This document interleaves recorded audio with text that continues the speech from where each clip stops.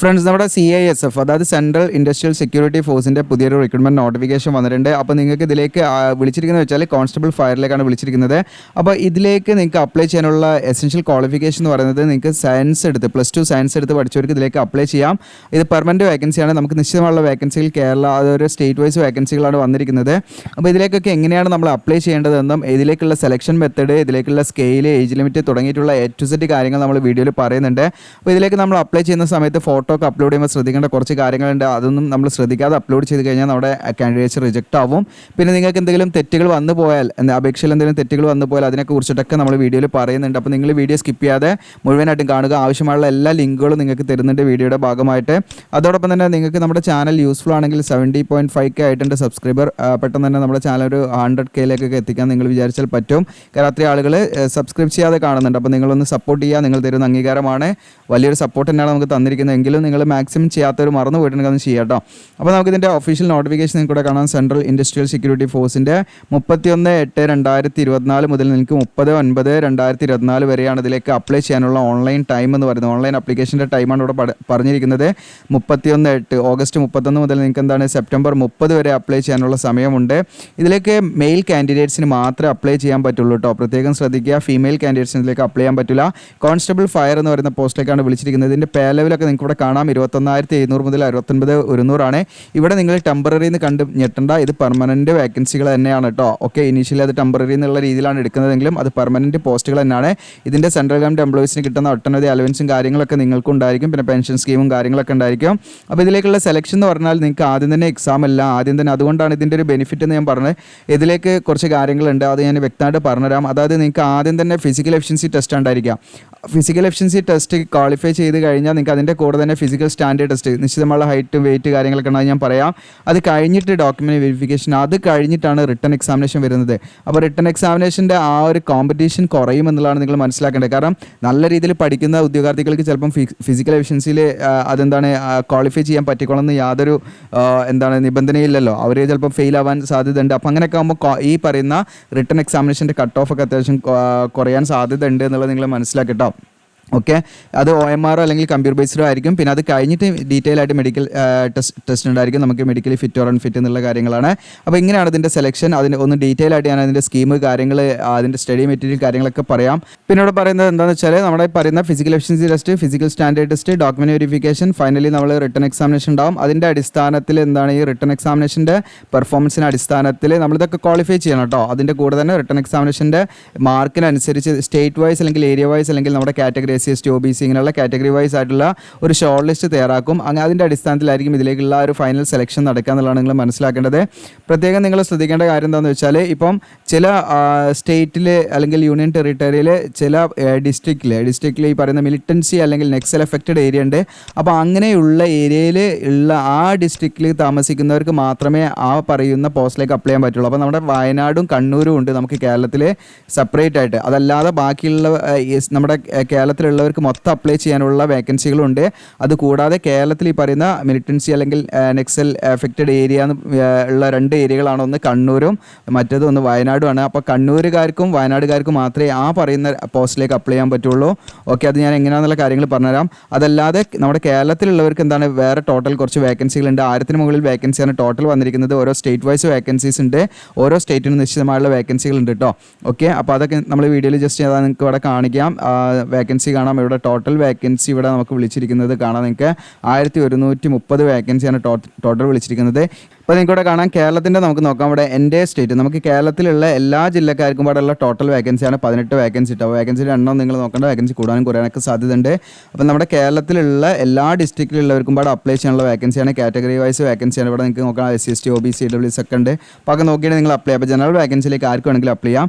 പിന്നെ നിങ്ങൾക്കിവിടെ കാണാം നെക്സൽ അല്ലെങ്കിൽ മിലിറ്റൻസി ഏരിയ എന്ന് പറഞ്ഞിട്ട് ഈ പറയുന്ന ടെററിസം അല്ലെങ്കിൽ ഈ പറയുന്ന നെക്സൽ ആക്ടിവിറ്റിയുമായി ബന്ധപ്പെട്ടുള്ള 2 ജില്ലകളിലായിട്ടാണ് വേക്കൻസി. അതൊന്ന് നമുക്ക് കണ്ണൂരും ഒന്ന് വയനാടുമാണ്. അങ്ങനെ അവിടെ മാത്രമായിട്ട് 19 വേക്കൻസി ഉണ്ട്.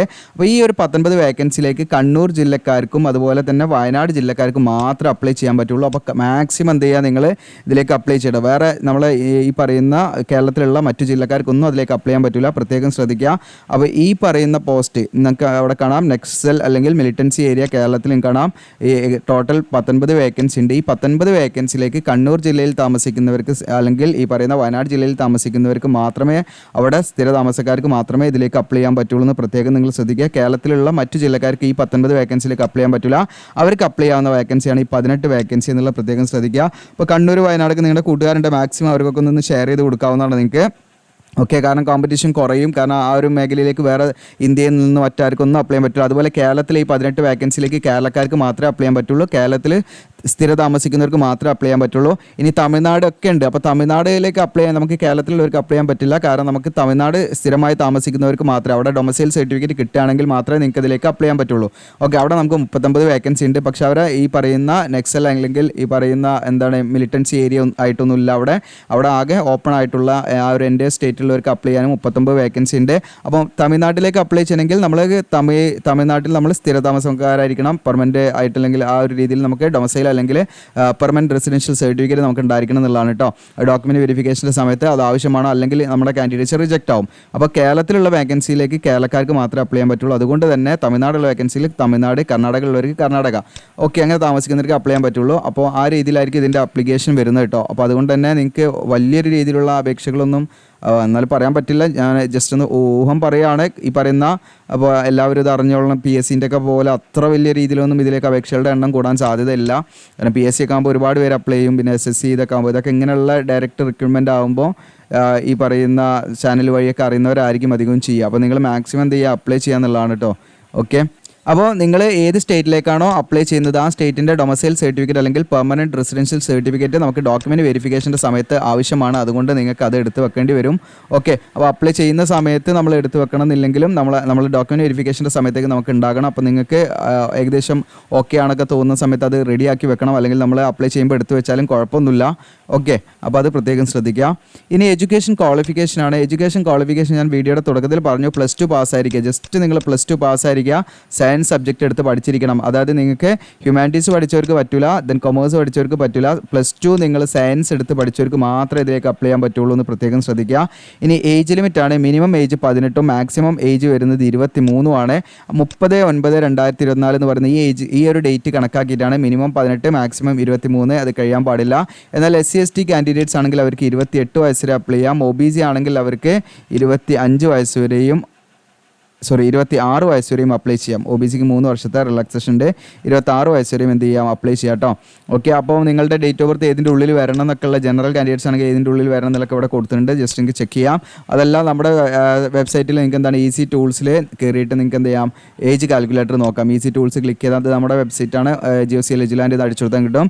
ഏജ് കാൽക്കുലേറ്റർ ക്ലിക്ക് ചെയ്ത് കഴിഞ്ഞാൽ നിങ്ങൾക്ക് നിങ്ങളുടെ ഏജ് കറക്റ്റായിട്ട് നിങ്ങൾക്ക് കാൽക്കുലേറ്റ് ചെയ്യാൻ പറ്റും കേട്ടോ. ഓക്കെ, ഇതിനടുത്ത് നമുക്ക് ഏജ് റിലാക്സേഷൻ ഞാൻ പറഞ്ഞു. പിന്നെ സർവീസ്മാനും ഒക്കെ നിശ്ചയമായുള്ള ഏജ് റിലാക്സേഷൻ ഉണ്ടായിരിക്കും. ഇനി എങ്ങനെയാണ് അപ്ലൈ ചെയ്യുന്നത് വെച്ചാൽ ഇതിൽ നമ്മൾ ആദ്യം തന്നെ CISFൻ്റെ ഇതിലൊരു 1 ടൈം രജിസ്ട്രേഷൻ ചെയ്യണം. അത് കഴിഞ്ഞ് നമ്മൾ അപ്ലിക്കേഷൻ ഫോം ഫില്ല് ചെയ്യാണ് വേണ്ടത്. അപ്പോൾ അപ്ലിക്കേഷൻ ഫോം ഫില്ല് ചെയ്യുന്ന സമയത്ത് നമ്മൾ വളരെ ശ്രദ്ധിക്കേണ്ട ഒരു കാര്യം എന്ന് വെച്ചാൽ നമ്മൾ ഫോട്ടോഗ്രാഫ് അപ്ലോഡ് ചെയ്യണം. മിനിമം നമ്മളൊരു 3 മാസത്തിൻ്റെ ഉള്ളിലെടുത്ത ഫോട്ടോഗ്രാഫ് ആയിരിക്കണം. അതിൻ്റെ കൂടുതൽ പഴക്കം പാടില്ല, പ്രത്യേകം ശ്രദ്ധിക്കണം. അത് നമ്മൾ കളർ പാസ്പോർട്ട് സൈസ് ഫോട്ടോഗ്രാഫ് ആയിരിക്കണം. JPG ഫോമാറ്റ് ആയിരിക്കണം. 20 KB to 50 KB ആണ് അതിൻ്റെ ഫയൽ സൈസ് അലോ ചെയ്യുന്നത്. ദെൻ 3.5 സെൻറ്റിമീറ്റർ വിഡ്ത്തും 4.5 സെൻറ്റിമീറ്റർ ഹൈറ്റ് എന്നുള്ളതായിരിക്കണം അതിൻ്റെ ആ ഒരു ഡയമെൻഷൻ വരേണ്ടത്. പിന്നെ പ്രത്യേകം നിങ്ങൾ ശ്രദ്ധിക്കേണ്ട കാര്യമാണ്, നമ്മൾ ഫോട്ടോഗ്രാഫിൻ്റെ അടിയിൽ എന്ത് വേണം, ഡേറ്റ് വേണം. അത് പ്രത്യേകം ശ്രദ്ധിക്കണം. ഇതൊന്നും നമ്മൾ ശ്രദ്ധിച്ചിട്ട് ഇല്ലെങ്കിൽ നമ്മുടെ കാൻഡിഡേറ്റ്സ് പ്രത്യേകം ഇവിടെ പറയുന്നത് റിജക്റ്റഡ് ആവും, നിങ്ങളുടെ അപേക്ഷ റിജക്റ്റ് ആവും. അപ്പോൾ നിങ്ങളുടെ പാസ്പോർട്ട് സൈസ് ഫോട്ടോഗ്രാഫ് ഉണ്ടാവുമല്ലോ, ആ ഫോട്ടോഗ്രാഫ് നമ്മൾ സ്റ്റുഡിയോയിൽ നിന്ന് എടുക്കുന്ന സമയത്ത് തന്നെ അവരോട് താഴത്ത് എന്ത് ചെയ്യാം, ആ എടുത്ത ഡേറ്റ് ഓക്കെ നമ്മൾ എന്നാണ് എടുത്ത് വെച്ചാൽ 3 മാസത്തിൻ്റെ ഉള്ളിലുള്ള ഒരു ഡേറ്റ് ഇവിടെ ഇട്ട് കൊടുക്കുക. നമ്മൾ അപ്ലൈ ചെയ്യുന്നതിൻ്റെ 3 മാസത്തിൻ്റെ ഉള്ളിലുള്ള ഒരു ഡേറ്റ് ഇട്ട് കൊടുക്കണം. അതിലപ്പുറത്തേക്ക് ഡേറ്റ് മാറിപ്പോരുത്, പ്രത്യേകം ശ്രദ്ധിക്കണം. ഇനി നിങ്ങളുടെ കയ്യിൽ പാസ്പോർട്ട് ഫോട്ടോഗ്രാഫ് ഉണ്ടെങ്കിൽ നിങ്ങൾക്ക് എന്ത് ചെയ്യാം, എഡിറ്റ് ചെയ്യാനുള്ള ഓപ്ഷനൊക്കെ ഒരുപാട് സൈറ്റുകൾ അല്ലെങ്കിൽ ഫോട്ടോഷോപ്പൊക്കെ ഉപയോഗിച്ച് എഡിറ്റ് ചെയ്യാൻ അറിയുന്നവർ അങ്ങനെയും ചെയ്യാവുന്നതാണ്, മൊബൈൽ ആപ്പൊക്കെ ഉപയോഗിച്ച്. പക്ഷേ അതിൻ്റെ ക്ലാരിറ്റി അത്ര അങ്ങനെ എന്ത് ചെയ്യരുത്, പോകരുത്, പ്രത്യേകം ശ്രദ്ധിക്കണം കേട്ടോ. ഓക്കെ, അപ്പോൾ അത് പ്രത്യേകം ശ്രദ്ധിക്കുക. ഒന്നുകൂടെ ഞാൻ പറയാം, ഫോട്ടോ എടുക്കുക, നമ്മളെ പാസ്പോർട്ട് ഫോട്ടോഗ്രാഫ് നമ്മൾ സ്റ്റുഡിയോയിൽ പറഞ്ഞാൽ മതി. അതിൻ്റെ അടിയിൽ നമ്മൾ ഈ പറയുന്ന എന്താണ് CISF അപ്ലൈ ചെയ്യുകയാണെങ്കിൽ അതിൻ്റെ 3 മാസത്തിൻ്റെ ഉള്ളിൽ ഒരു ഡേറ്റ് ഇട്ട് കൊടുക്കുക. നമ്മൾ ഇന്നത്തെ ഡേറ്റ് ഇട്ട് കൊടുക്കാം, അല്ലെങ്കിൽ നാളെ എടുക്കുകയാണെങ്കിൽ നിങ്ങൾക്ക് നാളത്തെ ഡേറ്റ് ഇട്ട് കൊടുക്കാം. ഓക്കെ, അപ്പോൾ നിങ്ങൾ ആ ഡേറ്റ് ഇട്ട് കൊടുക്കാം. ഫോർ എക്സാമ്പിൾ ഇപ്പം ഞാൻ വീഡിയോ ചെയ്യുന്ന ഡേറ്റ് 1/9/2024, ഞാൻ ഫോട്ടോ എടുത്ത ഡേറ്റ് എന്ന് പറഞ്ഞാൽ 1/9/2024 ആണെങ്കിൽ ഫോട്ടോൻ്റെ അടിയിൽ ഞാൻ ഈ പറയുന്ന 1/9/2020 ഇവിടെ എഴുതാൻ പറ്റായിട്ടാണ് 1/9/2024 എന്ന് എഴുതാം. അത് ഫോട്ടോൻ്റെ ആ ഉള്ളിൽ തന്നെ ആയിരിക്കണം കേട്ടോ.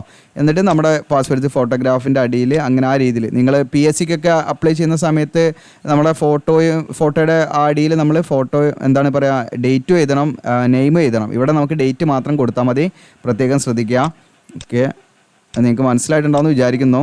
ഓക്കെ, ഞാൻ ജസ്റ്റ് ഒന്ന് പറയുന്നത് എന്താ വെച്ചത്, അറിയാത്തവരുണ്ടല്ലോ കേട്ടോ, നിങ്ങൾക്ക് അറിയുന്നവരുണ്ടെങ്കിൽ നിങ്ങൾ സ്കിപ്പ് ചെയ്യുക. ഇവിടെയാണ് നമ്മുടെ ഫോട്ടോ എന്ന് വിചാരിക്കുക നിങ്ങൾ. ഓക്കെ, ഇതാണ് നിങ്ങളുടെ ഫോട്ടോ. ഓക്കെ, ഇതിൻ്റെ അടിയിൽ കുറച്ചൊരു വൈറ്റ് കളറിൽ ഒരു സ്പേസ് കൊടുക്കുക. ഓക്കെ, ഇത് നമുക്ക് എഡിറ്റ് ചെയ്യാൻ പറ്റും. എന്നിട്ട് നിങ്ങൾ എന്ത് ചെയ്യുക, അപ്പം 1/9 ഫോട്ടോ എടുത്ത ഡേറ്റ് 2024 ഇങ്ങനെ നമ്മൾ ഡേറ്റ് കൊടുക്കണം. ഓക്കെ, അത് നിർബന്ധമാണ്. അതില്ലെങ്കിൽ നിങ്ങളുടെ അപേക്ഷ റിജക്റ്റ് ആവും, പ്രത്യേകം ശ്രദ്ധിക്കണം. ഇനി നമുക്ക് അപ്ലോഡ് ചെയ്യാനുള്ള മറ്റൊരു കാര്യമാണ് സിഗ്നേച്ചർ അപ്ലോഡ് ചെയ്യണം. അത് JPG ഫോമാറ്റ് ആയിരിക്കണം. 10 GB 20 GB ഇടയിൽ ഈ ഫയൽ സൈസ് പറ്റുള്ളൂ. അപ്പോൾ നിങ്ങൾക്ക് ഫയൽ സൈസ് ഒക്കെ മാറ്റാൻ നമ്മുടെ സൈറ്റിൽ തന്നെ ഞാൻ പറഞ്ഞു ഈസി ടൂളിൽ നമുക്ക് ആ ഒരു ഓപ്ഷൻ പാടെ ഞാൻ കൊടുത്തിട്ടുണ്ട്. ഇതാ നിങ്ങൾക്ക് ഇവിടെ കാണാം, ഫോട്ടോ എഡിറ്റർ എന്ന് പറഞ്ഞിട്ട് ആ ഫോട്ടോ എഡിറ്ററിൽ ക്ലിക്ക് ചെയ്ത് കഴിഞ്ഞാൽ നിങ്ങൾക്ക് എന്ത് ചെയ്യാൻ പറ്റും, ഇവിടെ ഇട്ടിട്ട് സെലക്ട് ഫയൽ എന്ന് കൊടുത്തിട്ട് നിങ്ങൾക്ക് എന്ത് ചെയ്യാൻ പറ്റും, കറക്റ്റ് ഫോട്ടോയുടെ ഈ പറയുന്ന സൈസും കാര്യങ്ങളൊക്കെ നിങ്ങൾക്ക് ക്ലിയർ ചെയ്യാൻ പറ്റും കേട്ടോ. അപ്പോൾ അത് നിങ്ങൾക്ക് യൂസ് ചെയ്യാവുന്നതാണ്. ഓക്കെ, അപ്പോൾ അതിൻ്റെ കമൻറ്റൊക്കെ നിങ്ങൾ രേഖപ്പെടുത്തുക, നിങ്ങൾക്ക് അത് യൂസ്ഫുൾ ആണോ എന്നുള്ള കാര്യങ്ങളൊക്കെ. അപ്പോൾ ഹൈറ്റും അതിൻ്റെ വിടുത്തൊക്കെ ഇവിടെ പറയുന്നത് 4x2 സെൻറ്റിമീറ്റർ ആണ് പറയുന്നത്.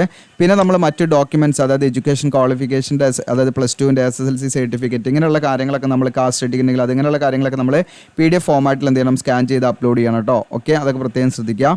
ഇനി ഇതിലേക്ക് അപേക്ഷാ ഫീസ് വരുന്നുണ്ട്. 100 രൂപയാണ് അപേക്ഷാ ഫീസ് വരുന്നത്. എന്നാൽ SC/ST കാൻഡിഡേറ്റ്സിനും എക്സ്-സർവീസ്മാനൊന്നും ഫീ ഇല്ല, അവർക്ക് ഫ്രീ ആയിട്ട് അപ്ലൈ ചെയ്യാവുന്നതാണ്. ഇനി ഇതിൻ്റെ നിങ്ങൾക്ക് എന്തെങ്കിലും അപേക്ഷയിൽ എന്തെങ്കിലും തെറ്റുകൾ വന്നു പോയിട്ടുണ്ടെങ്കിൽ, തെറ്റുകൾ വരാതെ മാക്സിമം ശ്രദ്ധിക്കുക. തെറ്റുകൾ വന്നു പോയിട്ടുണ്ടെങ്കിൽ നിങ്ങൾക്ക് അത് കറക്റ്റ് ചെയ്യാനുള്ള ഒരു അവസരം CISF തരുന്നുണ്ട്. നിങ്ങൾക്ക് ഈ പറയുന്ന 10/10/2024 എന്ന് പറയുന്ന ഈ ഡേറ്റ് പ്രത്യേകം ശ്രദ്ധിച്ചു വെക്കുക. 12/10 ഈ ഡേറ്റിൻ്റെ ഉള്ളിൽ എന്ത് ചെയ്യും, നിങ്ങൾക്ക് നിങ്ങളുടെ അപേക്ഷ ഒന്ന് തിരുത്താനുള്ള, അതായത് നിങ്ങൾക്ക് എന്തെങ്കിലും കറക്ഷൻ ഉണ്ടെങ്കിൽ അത് കറക്ഷൻ ചെയ്ത് അത് മോഡിഫൈ ചെയ്യാനുള്ള ഒരു അവസരം ആര് തരുന്നുണ്ട്, CISF തരുന്നുണ്ട് കേട്ടോ. ഓക്കെ, അത് പ്രത്യേകം ശ്രദ്ധിക്കുക. അപ്പോൾ നിങ്ങൾക്ക് 10/10/2024 മുതൽ 12/10 ഈ ഒരു 3 ദിവസം നിങ്ങൾക്ക് നിങ്ങളുടെ അപേക്ഷയിൽ എന്തെങ്കിലും തെറ്റുകൾ വന്നു പോയിട്ടുണ്ടെങ്കിൽ തെറ്റ് തിരുത്താം. പക്ഷേ നിങ്ങൾക്ക് വെറുതെ തിരുത്താൻ പറ്റില്ല. 200 രൂപ നമ്മൾക്ക് എന്താണ് അതിനൊരു ചാർജ് ആയിട്ട് നമ്മൾ കൊടുക്കണം കേട്ടോ. അത് പ്രത്യേകം ശ്രദ്ധിക്കുക. അപ്പോൾ ഏത് ഉദ്യോഗാർത്ഥികളാണെങ്കിലും 200 രൂപ എക്സ്ട്രാ കൊടുക്കേണ്ടി വരും. അപ്പോൾ അത് വെറുതെ ക്യാഷ് കളയണ്ട. അപ്പോൾ നിങ്ങൾ വീഡിയോ മുഴുവനായിട്ടും കണ്ടതിന് ശേഷം മാത്രം നിങ്ങൾ എന്ത് ചെയ്യുക, അപ്ലൈ ചെയ്യാന്നുള്ളത് എപ്പോഴും ഞാൻ വീഡിയോയിൽ പറയാറുണ്ട്. നിങ്ങൾ അത് ശ്രദ്ധിക്കാം. ഇനി റിക്രൂട്ട്മെൻറ്റ് പ്രോസസ്സ് ഞാൻ ഓൾറെഡി പറഞ്ഞതാണ്. അപ്പോൾ അതിൻ്റെ ഡീറ്റെയിൽ ആയ കാര്യങ്ങളൊക്കെ നമുക്ക് നോക്കാം. ഒന്നാമത്തെ ഫിസിക്കൽ എഫിഷ്യൻസി ടെസ്റ്റാണ്, നമ്മുടെ കായികക്ഷമത പരിശോധിക്കുന്നതാണ്. രണ്ടാമത്തേത് ഫിസിക്കൽ സ്റ്റാൻഡേർഡ്, നമ്മൾ ഹൈറ്റും വെയിറ്റും കാര്യങ്ങളാണ്. മൂന്നാമത്തേത് ഡോക്യുമെൻറ്റ് വെരിഫിക്കേഷൻ. അത് കഴിഞ്ഞിട്ടാണ് റിട്ടൺ എക്സാമിനേഷൻ വരുന്നത്. അതിൽ ഫിസിക്കൽ എഫിഷ്യൻസി ടെസ്റ്റിൽ നമുക്ക് ആകെ ഉണ്ടാകുക 5 കിലോമീറ്റർ ഓടാൻ 24 മിനിറ്റ് കൊണ്ട് നമ്മൾ ഓടിയെത്തണം. 5 കിലോമീറ്റർ നമുക്ക് 24 മിനിറ്റ് കൊണ്ട് ഓടിയെത്തുക എന്നുള്ളതാണ്. വേറെ ടെസ്റ്റോ കാര്യങ്ങളൊന്നുമില്ല. പിന്നെ ഫിസിക്കൽ സ്റ്റാൻഡേർഡ് ടെസ്റ്റിൽ വരുന്നത് നമുക്ക് ഈ പറയുന്ന 170 സെൻറ്റിമീറ്റർ ഹൈറ്റ് വേണം, 80 to 85 സെൻറ്റിമീറ്റർ ചെസ്റ്റ് നോർമൽ കണ്ടീഷനിൽ വേണം. അത് എക്സ്പാൻഷൻ കണ്ടീഷൻ ആണെങ്കിൽ ഈ പറയുന്ന 5 സെൻറ്റിമീറ്റർ എക്സ്പാൻഷൻ വേണമെന്നുള്ളതാണ് കേട്ടോ പറയുന്നത്. ഓക്കെ, അത് പ്രത്യേകം ശ്രദ്ധിക്കുക. അപ്പോൾ നോർമലിൽ 80ഉം എക്സ്പാൻഷനിൽ 85ഉം ആണ് കേട്ടോ ഉദ്ദേശിക്കുന്നത്. ഓക്കെ, പിന്നെ ഇതിലേക്ക് റിലാക്സേഷനൊക്കെ ഉള്ള വിഭാഗക്കാരുണ്ട്. ഈ പറയുന്ന ഇങ്ങനെയുള്ള മേഖലയിലൊക്കെ ലഡാക്ക് ഇങ്ങനെയുള്ള മേഖലയിലൊക്കെ ഉള്ളതാണ്. അത് റിലാക്സേഷൻ ഉണ്ട് കേട്ടോ അതിലൊക്കെ. ഇനി ഇതിൻ്റെ റിട്ടൺ എക്സാമിനേഷനാണ് അടുത്ത സ്റ്റേജ് എന്ന് പറയുന്നത്. അപ്പം അതിൽ നമുക്ക് 100 മാർക്കിനുള്ള 100 ക്വസ്റ്റ്യൻ ആയിരിക്കും ഉണ്ടായിരിക്കുക. അതിൽ വരുന്ന part A, part B, part C, part D ഇങ്ങനെയാണ് വരുന്നത്. ഇതിൽ general intelligence and reasoning 25 question 25 mark, general knowledge and awareness 25 question 25 mark, elementary mathematics 25 question 25 mark, English അല്ലെങ്കിൽ ഹിന്ദിയാണ്. അപ്പോൾ നമുക്ക് ഏതെങ്കിലും ഒന്നാ മതി. ഇപ്പോൾ ഇംഗ്ലീഷ് ആണെങ്കിൽ 25 മാർക്ക് 25 ക്വസ്റ്റ്യൻ. ഓക്കെ, അപ്പോൾ 120 മിനിറ്റാണ് നമുക്ക് ടോട്ടൽ ടൈം അനുവദിക്കുന്നത്. ഇവിടെ നെഗറ്റീവ് മാർക്ക് ഉണ്ടാവില്ല എന്ന് പറയുന്നുണ്ടെങ്കിലും നിങ്ങൾ എക്സാം എഴുതുമ്പോൾ അതിൻ്റെ ഇൻസ്ട്രക്ഷൻ കറക്റ്റ് ഫോളോ ചെയ്യണം. അത് ജസ്റ്റ് അതിലെന്താ പറയുന്നതെന്നൊക്കെ നോക്കണം നിങ്ങൾ കേട്ടോ. പിന്നെ റിട്ടൺ എക്സാമിനേഷൻ്റെ ആ ഒരു ലെവൽ എന്ന് പറയുന്നത് നമ്മുടെ +2 ലെവൽ അടിസ്ഥാനമാക്കിയുള്ള നമ്മുടെ സയൻസ് സബ്ജക്റ്റൊക്കെ ബന്ധപ്പെട്ടുള്ള ക്വസ്റ്റ്യൻസ് ആണ് കേട്ടോ വരാൻ സാധ്യത. അപ്പോൾ നിങ്ങൾ ആ ലെവലിലൊന്ന് നോക്കിയാൽ മതി. കുറച്ച് ഒരു അത്യാവശ്യം നിങ്ങൾക്ക് ഒരു ഐഡിയ കിട്ടുന്ന രീതിയിലുള്ള ഒരു സ്റ്റഡി മെറ്റീരിയൽ ഞാനിതിൽ ആഡ് ചെയ്യുന്നുണ്ട്. അത് നിങ്ങൾക്ക് ഡൗൺലോഡ് ചെയ്യാവുന്നതാണ്. പിന്നെ SC/ST കാൻഡിഡേറ്റ്സ് ആണെങ്കിൽ അവർ തയ്യാറാക്കേണ്ട സർട്ടിഫിക്കറ്റിൻ്റെ മാതൃക ഇതിൽ കൊടുത്തിട്ടുണ്ട്. ദെൻ OB ഇതൊക്കെ വാലിഡ് ആയുള്ള സർട്ടിഫിക്കറ്റ് നിങ്ങളുടെ കയ്യിലുണ്ടെങ്കിൽ അത് മതി. ഇതൊക്കെ സെൻട്രൽ ഗവൺമെൻറ് പർപ്പസ് ആയിരിക്കണം എന്നുള്ളതാണ് കേട്ടോ. OBC ആണെങ്കിൽ അവർ തയ്യാറാക്കേണ്ട സർട്ടിഫിക്കറ്റിൻ്റെ മാതൃക ഇതിലുണ്ട്. ഓക്കെ, EWS ആണെങ്കിൽ അവർ തയ്യാറാക്കേണ്ട സർട്ടിഫിക്കറ്റിൻ്റെ മാതൃകയൊക്കെ ഇതിലുണ്ട് കേട്ടോ. പിന്നെ ഞാൻ പറഞ്ഞു നമ്മുടെ കേരളത്തിൽ എന്താണ് ഈ പറയുന്ന നെക്സൽ അല്ലെങ്കിൽ ഈ പറയുന്ന എന്താ പറയുക മിലിറ്റൻസി എഫക്റ്റഡ് ആയിട്ടുള്ള ടെററിസവുമായിട്ട് ബന്ധപ്പെട്ടുള്ള ഒരു ജില്ലകളായിട്ട് ഉള്ളത് 2 ഏരിയയാണ് ഈ പറയുന്നത്. വയനാട്, കണ്ണൂരാണ് കേട്ടോ. 2 ഡിസ്ട്രിക്റ്റാണുള്ളത്. ഈ 2 ഡിസ്ട്രിക്റ്റിലാകെ നമുക്ക് 19ഓളം വേക്കൻസികൾ വന്നിട്ടുണ്ട് കേട്ടോ. അപ്പോൾ അത് ഈ 2 ഡിസ്ട്രിക്റ്റിലുള്ളവർക്ക് മാത്രമാണ് അപ്ലൈ ചെയ്യാൻ പറ്റുക. വയനാട്ടിലും കണ്ണൂരുള്ളവർക്ക് മാത്രമേ ഇതിലേക്ക് അപ്ലൈ ചെയ്യാൻ പറ്റുള്ളൂ എന്ന് പ്രത്യേകം ശ്രദ്ധിക്കുക കേട്ടോ. ഇനി എങ്ങനെയാണ് നമ്മൾ അപ്ലൈ ചെയ്യേണ്ടതെന്നുള്ള കാര്യങ്ങളാണ് വീഡിയോയിൽ പറയാൻ പോകുന്നത്. അപ്പോൾ നമ്മുടെ വീഡിയോയുടെ ഡിസ്ക്രിപ്ഷനിൽ ഞാൻ അപ്ലൈ നൗ എന്ന് പറഞ്ഞിട്ട് ലിങ്ക് തരും. ആ ലിങ്കിൽ ക്ലിക്ക് ചെയ്യുന്ന സമയത്ത് നമ്മുടെ വെബ്സൈറ്റിലേക്ക് ആയിരിക്കും നിങ്ങൾക്ക് ആ CSF കോൺസ്റ്റബിൾ റിക്രൂട്ട്മെന്റ് 2024 താഴെ ഇങ്ങനെ സ്ക്രോൾ ചെയ്യാൻ നിങ്ങൾ ഇവിടെ നിങ്ങൾക്ക് കാണാൻ പറ്റും. ഇതിൻ്റെ ഇമ്പോർട്ടൻറ്റ് ലിങ്ക്സ് ആണ് ഇവിടെ കാണാൻ പറ്റും. നിങ്ങൾക്ക് ഇമ്പോർട്ടൻറ്റ് ലിങ്ക്സിൻ്റെ താഴെ കാണാം ഇതിൻ്റെ സ്റ്റഡി മെറ്റീരിയൽസ് ഞാനിപ്പം വീഡിയോ ചെയ്യുന്ന സമയത്ത് ആഡ് ചെയ്തിട്ടില്ല. 2 ദിവസത്തിൻ്റെ ഉള്ളിൽ, ചിലപ്പോൾ ഇന്ന് തന്നെ ആഡ് ചെയ്യും, ചിലപ്പം 2 ദിവസത്തിൻ്റെ ഉള്ളിലായിരിക്കും. അപ്പോൾ ഇപ്പം നിങ്ങൾ ഇത് ക്ലിക്ക് ചെയ്ത് കഴിഞ്ഞാൽ ജസ്റ്റ് നമ്മുടെ സ്റ്റഡി മെറ്റീരിയലിൻ്റെ ഒരു ജസ്റ്റ് നമ്മൾ ഈ പറയുന്നൊരു പ്ലാറ്റ്ഫോമിലേക്കാണ് നിങ്ങൾക്ക് എത്താൻ പറ്റുക. GOCLN എജുലാൻ സ്റ്റഡി മെറ്റീരിയലിൻ്റെ. അപ്പോൾ ഇതിൽ നിങ്ങൾക്കുള്ള മറ്റു എക്സാമൊക്കെ നിങ്ങൾ നോക്കുന്നുണ്ടെങ്കിൽ അതൊക്കെ നിങ്ങൾക്ക് എന്താണ് കാറ്റഗറി വൈസ് ഇവിടെ നോക്കാൻ പറ്റും. അപ്പം ഞാനത് ജസ്റ്റ് ഇതിലേക്ക് ആഡ് ചെയ്ത് കഴിഞ്ഞാൽ നിങ്ങൾക്ക് എന്ത് ചെയ്യാം, ഈ ലിങ്ക് ക്ലിക്ക് ചെയ്താൽ മതി കേട്ടോ. CSF constable fire study material എന്നുള്ളത് നിങ്ങൾക്ക് എന്ത് ചെയ്യാം, ഇത് ജസ്റ്റ് നിങ്ങൾ ക്ലിക്ക് ചെയ്യാറുന്ന് കൊടുത്താൽ മതി. അപ്പോൾ നിങ്ങൾക്ക് അത് ഡൗൺലോഡ് ചെയ്യാൻ പറ്റും. നോട്ടിഫിക്കേഷൻ ഇവിടുന്ന് ഡൗൺലോഡ് ചെയ്യാം. അപ്ലൈ എന്നുള്ള ബട്ടൺ കാണാം നിങ്ങൾക്ക്. അതിൽ നമ്മൾ എന്ത് ചെയ്യാം, അവിടെ ജസ്റ്റ് ഓപ്പൺ ആക്കി കാണിക്കാം. ഓക്കെ, ഇതാണ് നമുക്ക് CSFൻ്റെ ഓൺലൈൻ ആപ്ലിക്കേഷൻ പോർട്ടൽ.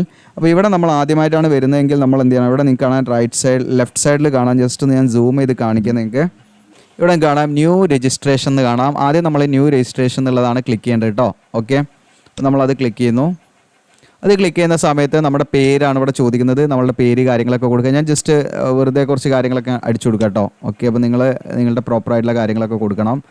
ഓക്കെ, ഞാനിപ്പോൾ എന്താണ് പേരടിച്ചു കൊടുക്കുന്നു. എന്നിട്ട് നമ്മളോട് ചോദിക്കുന്നത് നമ്മുടെ പേരെപ്പോഴെങ്കിലും നമ്മൾ മാറ്റിയിട്ടുണ്ടോ, പേര് ചേഞ്ച് ആക്കിയിട്ടുണ്ടോ എന്നുള്ളതാണ്. ചേഞ്ച് ആക്കിയിട്ടാണെങ്കിൽ യെസ് എന്ന് കൊടുക്കുക. ചേഞ്ച് ആക്കിയാണെങ്കിൽ അവർ ആ ചേഞ്ച് ആക്കിയ പേരെന്താണെന്നുള്ളതൊക്കെ കൊടുക്കണം കേട്ടോ. ഇവിടെ നമ്മൾ കൊടുക്കുന്നത് നമ്മുടെ SSLC ബുക്കിലുള്ള അതേ പേരാണ് നമ്മൾ കൊടുക്കേണ്ടത്. ഇവിടെ നോ കൊടുക്കുക നമ്മൾ ആക്കിയിട്ടില്ലെങ്കിൽ. ഓക്കെ, ഇനി നമ്മളിവിടെ ഫാദറിൻ്റെ പേര് കൊടുക്കാം. നിങ്ങൾ എന്താണ് ഫാദറിൻ്റെ പേര് എന്ന് വെച്ചാൽ അത് കൊടുക്കുക നിങ്ങൾ കറക്റ്റ് കേട്ടോ. ഓക്കെ, ദെൻ അതിനുശേഷം മദറിൻ്റെ പേര് കൊടുക്കുക നിങ്ങൾ. ഓക്കെ, മദറിൻ്റെ പേര് അതുപോലെ നമ്മൾ വെരിഫൈ ചെയ്യുക. ഒക്കെ നമ്മൾ വെരിഫൈ ചെയ്യണമെന്ന് വെച്ചാൽ എറർ മാക്സിമം ഒഴിവാക്കാൻ വേണ്ടിയിട്ടാണ്. ദെൻ അത് കഴിഞ്ഞിട്ട് നമ്മൾ ഡേറ്റ് ഓഫ് ബർത്ത് ആണ് നമ്മളുടെ ചോദിക്കുന്നത്. നിങ്ങളുടെ ഡേറ്റ് ഓഫ് ബർത്ത് കൊടുക്കുക, അത് വെരിഫൈ ചെയ്യുക. ദെൻ അടുത്ത ശേഷം മെയിൽ ഓർ ഫീമെയിൽ എന്നുള്ള നമുക്ക് ഇതിലേക്ക് മെയിലിന് മാത്രമേ അപ്ലൈ ചെയ്യാൻ പറ്റുള്ളൂ. അപ്പോൾ നമ്മൾ അതിനെ കൊടുക്കുക. ഇനി ഇവിടെ നമ്മൾ ചോദിക്കുന്ന ഈ ക്യാപ്ച കോഡ് അടിച്ചിട്ട് ഞാൻ സബ്മിറ്റ് ചെയ്ത് കാണിക്കാം കേട്ടോ. അപ്പോൾ ഞാൻ ഡീറ്റെയിൽസ് കൊടുത്ത് ക്യാപ്ച കോഡ് അടിച്ചു. ഇനി ഇവിടെ സബ്മിറ്റ് എന്നുള്ള ബട്ടൺ ക്ലിക്ക് ചെയ്യണേ. അങ്ങനെ സബ്മിറ്റ് എന്നുള്ള ബട്ടൺ ക്ലിക്ക് ചെയ്ത സമയത്ത് നിങ്ങൾക്ക് ഇവിടെ കാണാൻ പറ്റും നമ്മുടെ ആ ഒരു കാര്യങ്ങളൊക്കെ ഇവിടെ എന്തായിട്ടാണ് സേവ് ആയിട്ടുണ്ട്. ഇനി നമ്മൾ എന്ത് ചെയ്യണമെന്ന് വെച്ചാൽ കോൺടാക്ട് ഡീറ്റെയിൽസ് കൊടുക്കുകയാണ് വേണ്ടത്. നമ്മുടെ മൊബൈൽ നമ്പർ കൊടുക്കുക, വെരിഫൈ ചെയ്യുക. ഇത് നമ്മുടെ ഇമെയിൽ ID കൊടുക്കുക, അത് വെരിഫൈ ചെയ്യുക കേട്ടോ. ഇമെയിൽ ID എന്ന് പറഞ്ഞാൽ മീൻസ് കൺഫേം ചെയ്യുക. വെരിഫൈ എന്ന് പറഞ്ഞാൽ നമ്മളത് കൺഫേം ചെയ്യുക. ഓക്കെ, വീണ്ടും റീടൈപ്പ് ചെയ്യുക എന്നുള്ളതാണ് ഉദ്ദേശിക്കുന്നത്. ഇവിടെ കൊടുക്കുന്ന അതേ മെയിൽ ID ഇവിടെയും കൊടുക്കുക കേട്ടോ. അല്ല ഡിഫറൻറ്റ് മെയിൽ ID അടിച്ചു കൊടുക്കരുത്. മെയിൽ ID ഇവിടെ എന്താണ് കൊടുക്കുന്നത് അതിനെ നമ്മൾ കൊടുക്കുക. അപ്പോൾ നമ്മുടെ ഈ പറയുന്ന അഡ്മിറ്റ് കാർഡ് കാര്യങ്ങളുമായി ബന്ധപ്പെട്ട കാര്യങ്ങളൊക്കെ മെയിൽ വഴിയായിരിക്കും നമ്മൾ അറിയിക്കുക. അപ്പോൾ നിങ്ങൾ മെയിൽ ID ഇടയ്ക്കിടയ്ക്ക് ചെക്ക് ചെയ്യണം. എന്നിട്ട് അഗ്രി കൊടുത്തിട്ട് നമ്മൾ ക്യാപ്ച കോഡ് അടിച്ച് സബ്മിറ്റ് കൊടുത്ത് കാണിക്കാം. ഇപ്പോൾ ഞാൻ ഡീറ്റെയിൽസ് ഒക്കെ കൊടുത്തു. ഇവിടെ അഗ്രി കൊടുത്തു, ക്യാപ്ച കോഡും കൊടുത്ത് ഞാൻ സബ്മിറ്റ് ചെയ്യാം. ഞാനിവിടെ സബ്മിറ്റ് കൊടുക്കുകയാണ്. സബ്മിറ്റ് കൊടുത്താൽ പിന്നെ നമുക്കിത് ഈ ഭാഗം മോഡിഫൈ ചെയ്യാൻ പറ്റില്ല. അപ്പോൾ നമ്മൾ സബ്മിറ്റ് എന്ന് കൊടുക്കാം. അപ്പോൾ നിങ്ങൾക്ക് കാണാം അതിൻ്റെ ഗ്രീറ്റിംഗ്സ് മെസ്സേജ് ഒക്കെ വന്നിട്ടുണ്ട്. യു ആർ സക്സസ്ഫുള്ളി രജിസ്റ്റേർഡ് എന്ന് പറഞ്ഞിട്ട് ഇവിടെ കാണാം. നിങ്ങൾക്ക് നമ്മുടെ രജിസ്ട്രേഷൻ IDയും പാസ്വേഡും നമ്മുടെ മൊബൈൽ നമ്പറിലേക്കും ഇമെയിൽ IDയിലേക്കും അവർ സെൻഡ് ചെയ്തിട്ടുണ്ട്. ഓക്കെ, അതും നിങ്ങൾ നോക്കണം. നിങ്ങളുടെ മൊബൈൽ നമ്പറോ മൊബൈൽ മെസ്സേജ് നോക്കാം, അല്ലെങ്കിൽ നിങ്ങളുടെ മെയിലിൽ നിങ്ങളുടെ ഇൻബോക്സ് നോക്കിയാൽ അതിലേക്ക് നമ്മുടെ രജിസ്ട്രേഷൻ IDയും പാസ്വേഡും അവർ സെൻഡ് ചെയ്തിട്ടുണ്ടാവും. ഓക്കെ, ഇനി അതുവഴി വേണം നമ്മൾ എന്ത് ചെയ്യേണ്ടത്, ലോഗിൻ ചെയ്യേണ്ടത്. അപ്പോൾ ഇത്രയാണ് രജിസ്ട്രേഷൻ സ്റ്റെപ്പ് വന്നിരിക്കുന്നത്. ഓക്കെ, ഇനി വീണ്ടും എന്ത് ചെയ്യാം, നമ്മുടെ സൈഡിലേക്ക് തന്നെ വരിക. നിങ്ങൾ തിരിച്ചിട്ട് വീണ്ടും നിങ്ങൾക്ക് ഇവിടെ കാണാം അപ്ലൈ നൗ എന്നുള്ള ബട്ടൺ കാണാം. അവിടെ ക്ലിക്ക് ചെയ്യാറുന്ന് കൊടുക്കാം, ജസ്റ്റ് ഓപ്പൺ കൊടുക്കാം. ഓക്കെ, അപ്പോൾ ഈ ഒരു പേജിലേക്കായിരിക്കും വരുന്നത്. അപ്പോൾ നിങ്ങൾ ഈ പേജിലേക്ക് തന്നെ വരും. അപ്പോൾ നിങ്ങൾക്ക് ഇവിടെ കാണാം കറണ്ട് ഓപ്പണിംഗ് എന്ന് പറഞ്ഞിട്ട് കൂടെ കാണാൻ പറ്റും. അപ്പോൾ അവിടെ ഇതിൻ്റെ താഴെ കാണാം കോൺസ്റ്റബിൾ ഫയർ 2024 എന്ന് പറഞ്ഞിട്ട് ഇവിടെ കാണാം മെയിൽ. അതിൽ ക്ലിക്ക് ചെയ്യാം. അതിൽ ക്ലിക്ക് ചെയ്തിട്ട് നിങ്ങളുടെ രജിസ്റ്റർ നമ്പർ കൊടുക്കുക, പാസ്വേഡ് കൊടുക്കുക, ഈ പറയുന്ന എന്താണ് ക്യാപ്ച കോഡ് അടിച്ച് സബ്മിറ്റ് കൊടുക്കുക. ഇങ്ങനെ കൊടുത്തിട്ട് നമ്മൾ എന്ത് ചെയ്യാം, നമ്മുടെ അപ്ലിക്കേഷൻ നമ്മൾ കംപ്ലീറ്റ് ചെയ്യുക എന്നുള്ളതാണ്. അപ്പോൾ അപ്ലിക്കേഷൻ ചെയ്യുന്ന വീഡിയോ നമ്മൾ ചെയ്യണമെങ്കിൽ നിങ്ങൾ കമൻറ്റ് ചെയ്യുക. നമ്മൾ ഓൺലൈനായിട്ട് അപ്ലൈ ചെയ്ത് കൊടുക്കുന്നുണ്ട്. താല്പര്യം ഉണ്ടെങ്കിൽ വാട്സപ്പ് നമ്പറൊക്കെ താഴെ ഉണ്ടായിരിക്കും, ഡിസ്ക്രിപ്ഷനിലുണ്ടായിരിക്കും. അതുപോലെ ഇവിടെ നിങ്ങൾക്ക് സ്ക്രീനിൽ കാണിക്കുന്നുണ്ട്. അപ്പോൾ അതിലേക്ക് നിങ്ങൾക്ക് കോൺടാക്ട് ചെയ്താൽ മതി. അപ്പോൾ സംശയങ്ങൾക്കൊന്നും ചോദിക്കരുത്. അപ്പോൾ അതിൽ ഈ പറയുന്ന ഓൺലൈൻ ആപ്ലിക്കേഷൻ മാത്രമാണ് നമ്മൾ ചെയ്ത് കൊടുക്കുന്ന സർവീസ് ഇട്ട് അതിൽ. അപ്പോൾ നിങ്ങൾക്ക് താല്പര്യം ഉണ്ടെങ്കിൽ നിങ്ങൾക്ക് അതിലേക്ക് കോൺടാക്ട് ചെയ്യാം. അതല്ല നമ്മൾ ഇതിലേക്ക് ഓൺലൈൻ ആപ്ലിക്കേഷൻ്റെ വീഡിയോ പാടെ നമ്മൾ ഉൾപ്പെടുത്തണമെങ്കിൽ നമ്മൾ എന്ത് ചെയ്യാം, അത് ഉൾപ്പെടുത്താവുന്നതാണ്. കാരണം നമ്മൾ വലിയൊരു വീഡിയോ ഡ്യൂറേഷൻ കൂട്ടേണ്ട വെച്ചിട്ടാണ് ഇവിടെ ബ്രേക്ക് ചെയ്തത്. മറ്റേ വീഡിയോയുടെ ഡ്യൂറേഷൻ വളരെ കൂടും. അപ്പോൾ അടുത്തൊരു വീഡിയോ ആയിട്ട് വേണമെങ്കിൽ ചെയ്യാം. അത് നിങ്ങൾ കമൻറ്റ് ചെയ്യുകയാണെങ്കിൽ മാത്രം കേട്ടോ, കൂടുതൽ കമൻറ്റ് ഉണ്ടെങ്കിൽ മാത്രം തുടർന്ന് അങ്ങോട്ട് ചെയ്ത് കാണിക്കാവുന്നതാണ്. അപ്പോൾ ഇത് മാക്സിമം നിങ്ങളുടെ കൂട്ടുകാരിലേക്ക് ഒന്ന് നിങ്ങൾ ഷെയർ ചെയ്യുക, സബ്സ്ക്രൈബ് ചെയ്യുക, ലൈക്ക് ചെയ്യുക. താങ്ക്